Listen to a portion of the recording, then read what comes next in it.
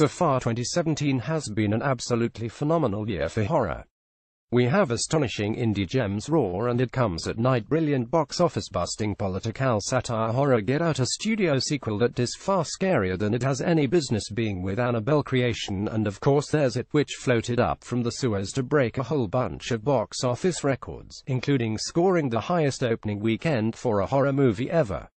Advertisement continue Reading Bellow outside horror, though it's been a bit of a sketchy year, with big disappointments for several summer tentpoles, Wonder Woman is the exception.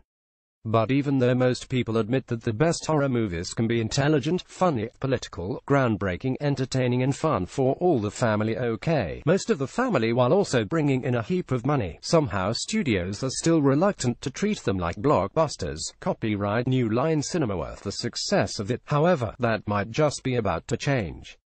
It has been treated much more like a blockbuster in its marketing and lead up to release than any other horror we can remember, and it seems to have paid off. While it is still a low-budget movie made for around $35 million, it neither looks nor feels like one. You can watch it in IMAX, for example. The Alamo Drafthouse did a clowns-only screening of it, thereby making the film into an event, as it did with Wonder Woman. The star of the movie, Bill Skarsgård, a relatively unknown actor doing good but fairly low-profile work, appeared on big-ticket American talk shows Conan and Jimmy Kimmel. Websites are filled with articles about the man behind the clown. He seems to have become the internet's new boyfriend almost overnight in a way that is most reminiscent of Tom Hiddleston's star rise after his appearance as Loki in Avengers Assemble, and remember, had already done Thor by then.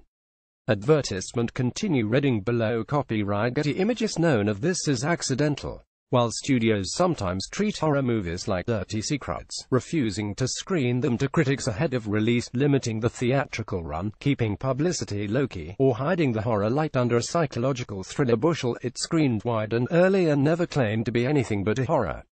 But then, weirdly, when you watch it, it's actually not as scary as all that.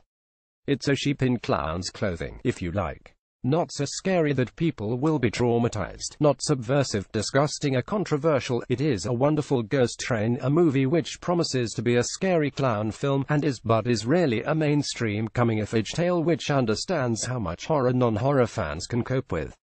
It's as concerned with character, story, subtext, and emotional resonance as it is actual scares, and therefore why isn't alienating to the uninitiated. If you've read the book and seen the 90s miniseries, great, you'll be happy. If you haven't, great, you'll be happy. The only group of people who seem to be unhappy are some horror fans who were expecting to be scared and weren't, and even most of those still admit it's a very enjoyable film. Copyright Warner Brothers.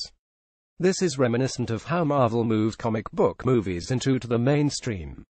Such movies were already massive after X-Men, Spider-Man and Nolan's Batman. But the start of the MCU made it clear that they weren't niche genre anymore, but were the mainstream. What was once geek culture now belonged to everyone.